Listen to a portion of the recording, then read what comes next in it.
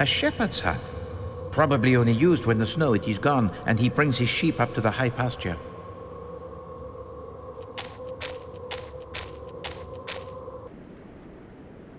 The door is locked. One of the bars appears to be quite loose. Would you not say so, mademoiselle?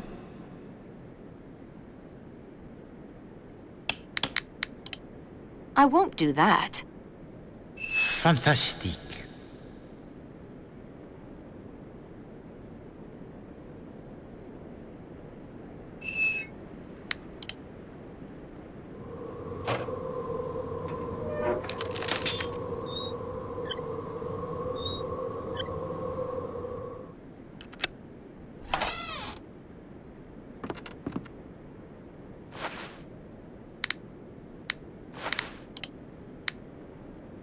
What is this? A second passkey?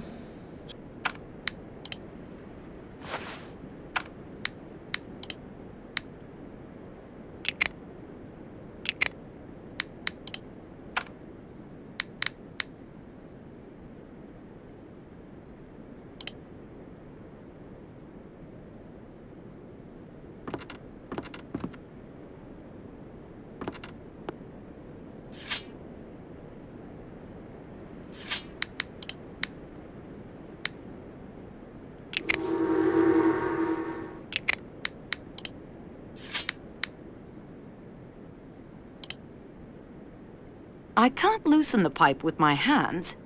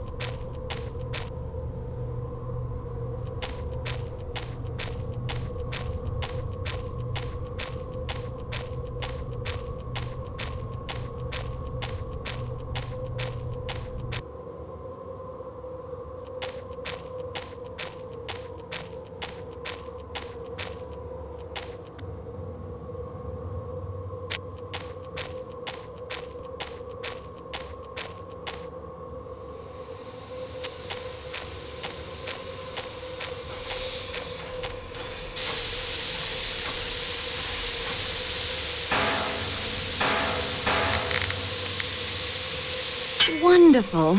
That should hold, at least until we are rescued. Not a bad job, if I do say so myself.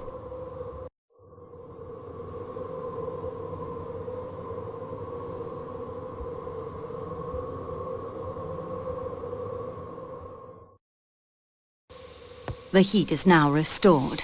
Now on to the matter of murder.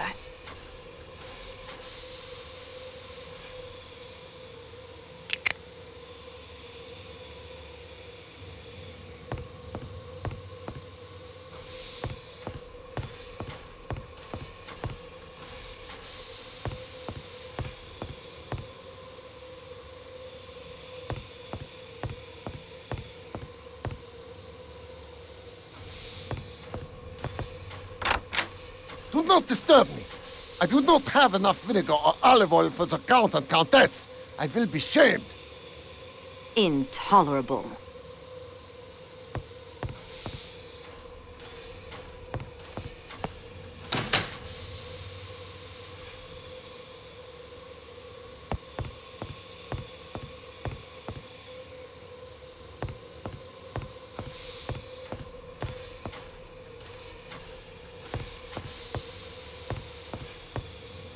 A keg of white wine. Your current course of action? It is a... The spout fits perfectly. The valve prevents it from pouring until turned.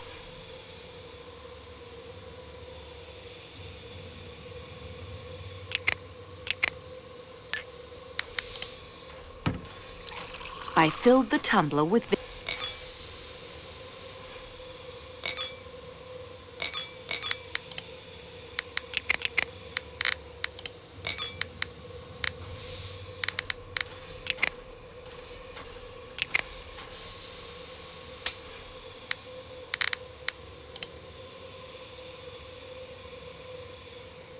salinite. This spout fits just as well as the first.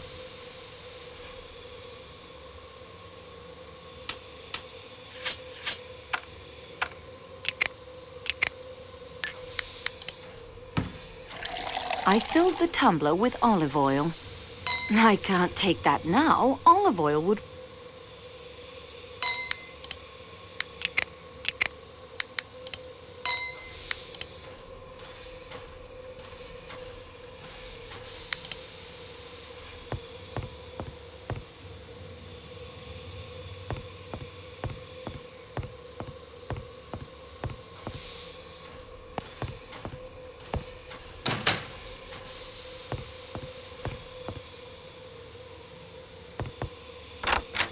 I have the olive oil and vinegar you need for tonight's meal.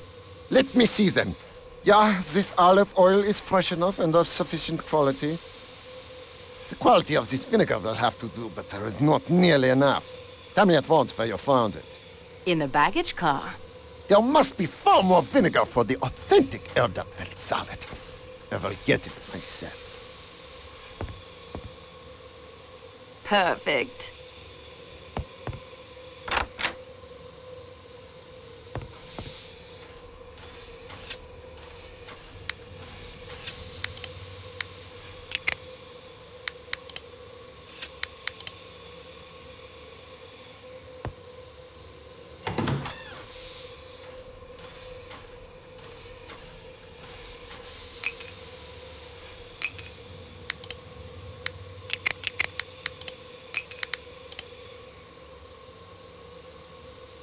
I'd better close this. Loaves of bread. They smell lovely. I believe they are sacks of flour, good for thickening sauces. And judging by last night's sauce, Klaus will get through both sacks before the trip is through.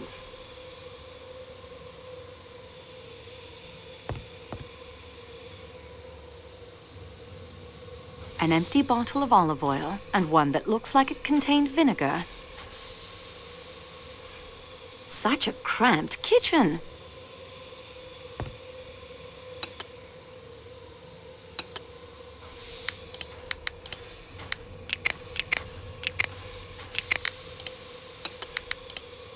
Such a cramped...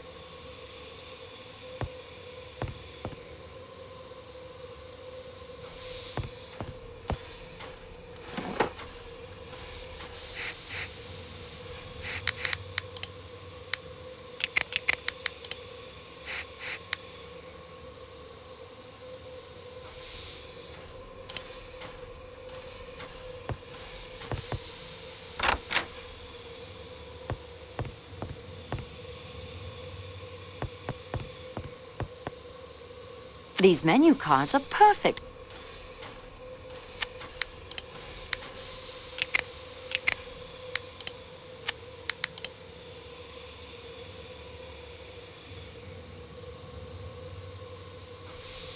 Sterling silver, of course.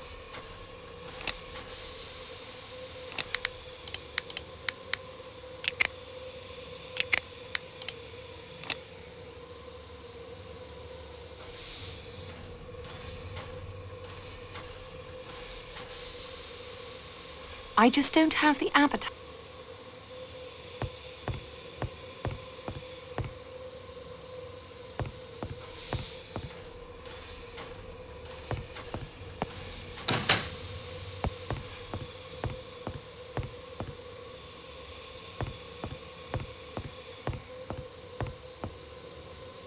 I would like to fingerprint you. Ach, fine. Do as you must.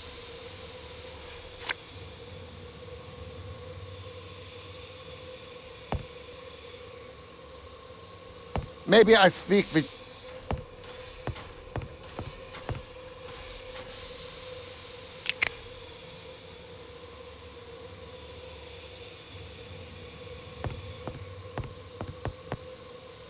I'm sorry to disturb you. Not at all. As you can see, I'm not exactly occupied at the moment.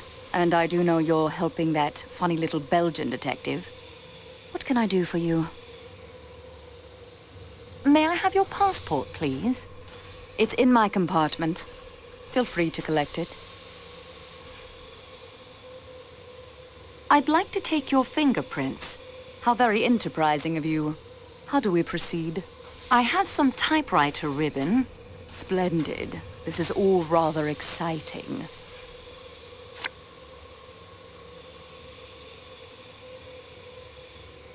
Your full name, permanent address, and age, please.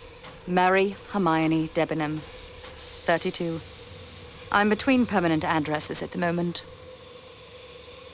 What can you tell me of the murder last night? I'm afraid I have nothing to tell you. I went to bed and slept. You seem very at ease. Are you not distressed by what has happened? Distressed? I have not really thought about it from that point of view. No, I cannot say that I am at all distressed. After all, people die every day. They die, yes, but murder is thankfully a little more rare. Were you acquainted with Monsieur Ratchet? I saw him for the first time at dinner last night. Oh, I suppose at the station, perhaps. I don't recall. How did he strike you? I hardly noticed him. He did not strike you as an evil personality? Really, I cannot say I thought about it. Whether or not I liked Mr. Ratchet's face does not seem to be helpful in finding out who killed him. Do you know who Monsieur Ratchet really was? Haven't a clue. Who was he? Cassetti, the man behind the Armstrong kidnapping. That was quite abominable. Where did you begin your journey? Baghdad. What were you doing there? I have been acting as governess to 2 children. What is your final destination? London. I'm giving up on Baghdad. Not much happens there. I'm hoping to find a suitable post in London. What can you tell me about Mademoiselle Schmidt? She's a nearly perfect traveling companion. Quiet, polite, thinks the world of her princess.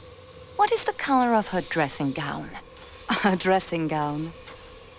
It's dark blue. Flannel. Did Mademoiselle Schmidt leave your compartment at any time during the night? She was with the princess, reading, I believe, until quite late. I awoke when she returned. I remember thinking she was not paid enough for such long hours and checked my watch. It was 12:38.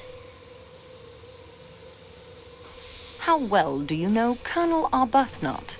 That's a very impertinent question, and I'll not answer it. That will do for now, mademoiselle.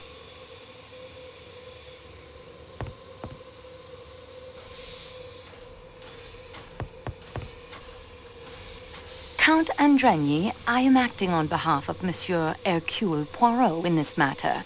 May I speak with you? I quite understand your position. I will do anything I can to assist you. May I have your passport, please? Yes, certainly. Rudolph Joseph Andrigny, aged 34. A diplomatic passport. Yes, I am in the Hungarian consular service. Wife, Elena Maria Andrigny. Age 20? Yes, we have only been married a year. Aged 20, thank you. I'd like to take your fingerprints. Whatever you need to do, I will be happy to cooperate.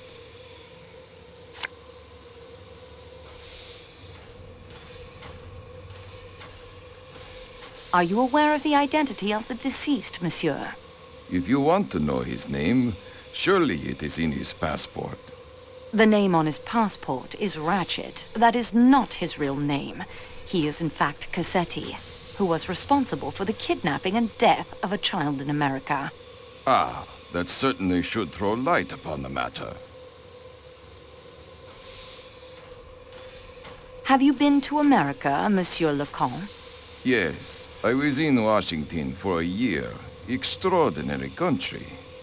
Did you know the Armstrong family? The kidnapped victims. Yes. Armstrong. It is difficult to recall. So many diplomatic functions. So many hands to shake. I cannot recall. I'm sorry. Can you tell me how you spent the evening after dinner last night? We had my wife's compartment made up while we were at dinner. On returning, we sat up in mine playing piquet. At about 11 o'clock, my wife retired for the night. The attendant made up my compartment, and I also went to bed.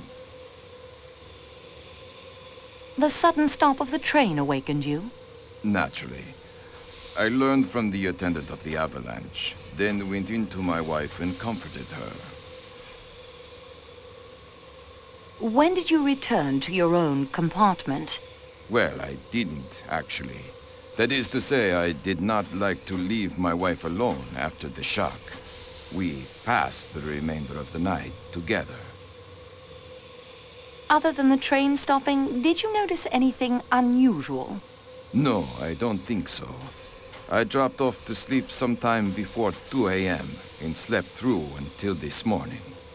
You didn't hear the commotion in the compartment next to yours? The American lady who occupies it had quite an attack of hysterics and rang repeatedly for the attendant. When was this? At approximately 1:15. No, I'm afraid I didn't notice. Do you smoke, Monsieur Lecomte? The occasional cigar only. They are always offered to me, you understand, but I do not much like them. Merci, Monsieur Lecomte. Countess, may I ask you some questions regarding the death of Monsieur Ratchet? I'm not sure what I can do to help, but I'll try. May I take your fingerprints? Yes.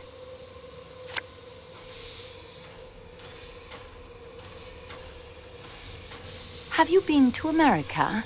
No, mademoiselle. My husband was posted there. Diplomatic duties.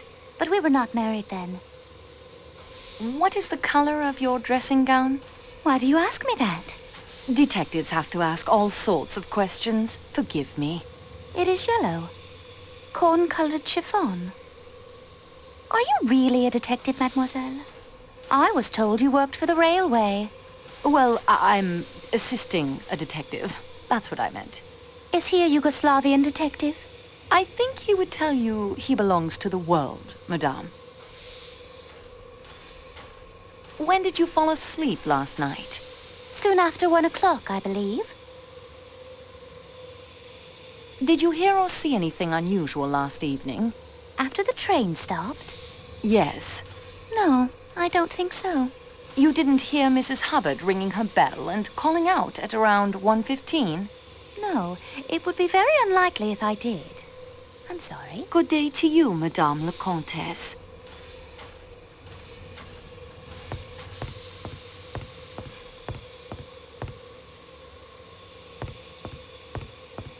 May I have your passport, please?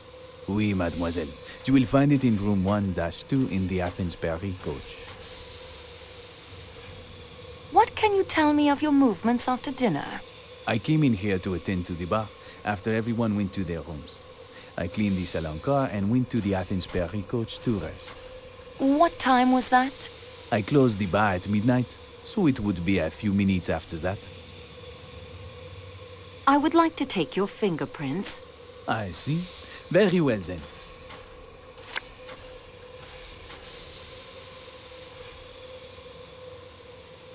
Did you see or hear anything unusual last night? No, mademoiselle. The Athens Paris coach was very quiet. And of course, the door leading to the Calais coach is locked. One can pass through only if Pierre Michel or Matteo opens it for him. What do you know of Klaus, the chef?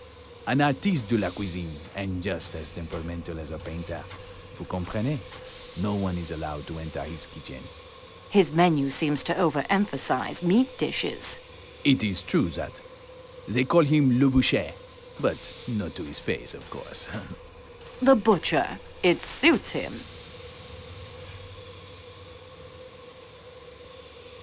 Klaus seems even more temperamental than usual today. I fear an approaching catastrophe, mademoiselle. Worse than avalanches and murder. Certainement. Special dinner menus, as you no doubt know, are printed in advance of our departure in Istanbul. Here is tonight's menu. As you can see, tonight is to serve Wiener Schnitzel and Eldafe Salat, native dishes of Austria, in honor of the Count and Countess Andreni. Veal and potatoes. Why does this not surprise me? But so many have asked for the salads, almost in defiance of Chef Klaus, and the porters have failed to put aboard enough vinegar and olive oil for the Eldafe Salat. Klaus is in a rage. The embarrassments will be too much for him. What do you know of Klaus's movements last night? As usual, he stayed in his precious kitchen, preparing his pastries and sauces for the next day's meals. He passed through the salon car a few minutes before midnight in a rage because one of the steak knives is missing. Passengers will take anything as a souvenir if it is not bolted down. Why, the things that have gone missing on this trip would astound you. But perhaps they were not all taken as souvenirs. Perhaps some person, in order to do good, borrowed them? Mademoiselle, forgive me, but I do not understand what you are talking about. Let it pass. What did Klaus do after he entered the salon car? Nothing. We went together to the Athens Paris coach. Do you know Monsieur Ratchet was killed with a knife? I had heard this, oui, but why? You think Klaus may have stabbed him? A chef that temperamental? If someone was to criticize his masterpieces? Mais non, mademoiselle. C'est très absurd. Klaus would not stab anyone. Not with a knife. He would hack them into little medallions with his cleaver. Au revoir, monsieur.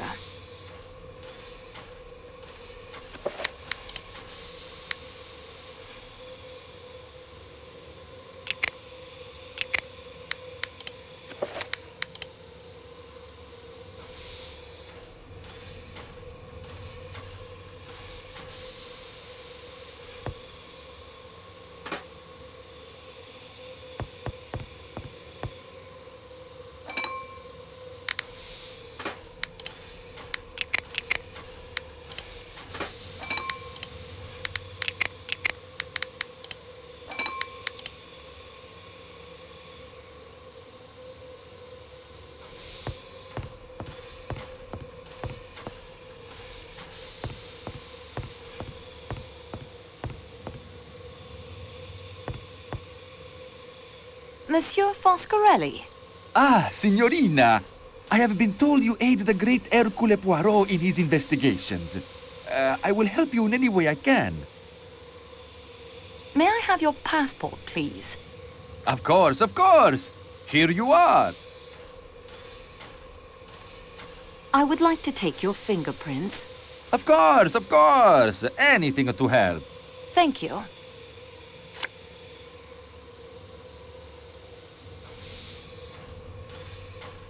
You are Antonio Foscarelli. I see here you are a naturalized American citizen. Yes, signorina. It is better for my business. I am, as you can see, a salesman of motor cars. I do big business. I am up to date. I understand salesmanship. What do you smoke? A pipe, cigarettes, cigars? Cigarettes only.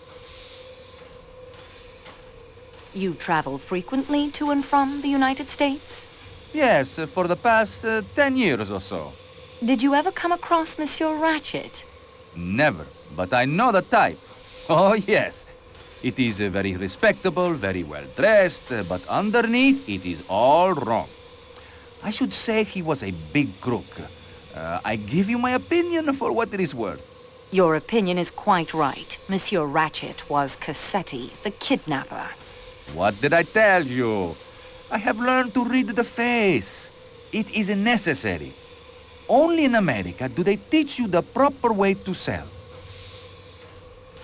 Please tell me your movements last night after dinner. With pleasure. I stay here in the salon car for a while. It is more amusing. I play cards with the American gentleman who sells the typewriter ribbons. We talk shop. Afterwards, we retire to my compartment and play the cards some more. And talk more shop. That one, though, he is not the salesman Foscarelli is, I can tell you. Do you remember the Armstrong case? I do not quite remember, but yes. The name, it was a little girl, was it not? A baby, una bambina. Yes. Ah, well, these things, they happen, even in a great country like America. Have you ever come across any members of the Armstrong family? It is difficult to say. I see so many people, you understand. I'll give you some figures. Last year alone, I sold... Please, monsieur, confine yourself to the point. With a great pleasure. What time did you go to your compartment? Oh, it was early. 8:30 or so. What time did you stop playing cards in your room? Not yet 10 o'clock. That stuffed shirt of a valet who shares the compartment with me came back from attending his master. A miserable people, the English. Not sympathetic. He sits in the corner, very stiff, reading a book. Mr. Hardman and I, we lose our taste for the cards, and Mr. Hardman, he goes off to his own room. The attendant makes up our bets. What time did you go to bed? I lay on my bunk for a while. The Englishman has, I think, the toothache. He gets out a little bottle of stuff that smells very strong. Moans and groans. I drop off around 10:30. Whenever I wake, I hear him groaning. Do you know if Monsieur Masterman left the room at all during the night? I do not think so. If the door opened, the light from the corridor, one wakes up automatically thinking it is the customs examination at some frontier. Did Monsieur Masterman ever speak of his master? I tell you, he did not speak, even to introduce himself. He was not as sympathetic, a fish. Thank you, Monsieur Foscarelli.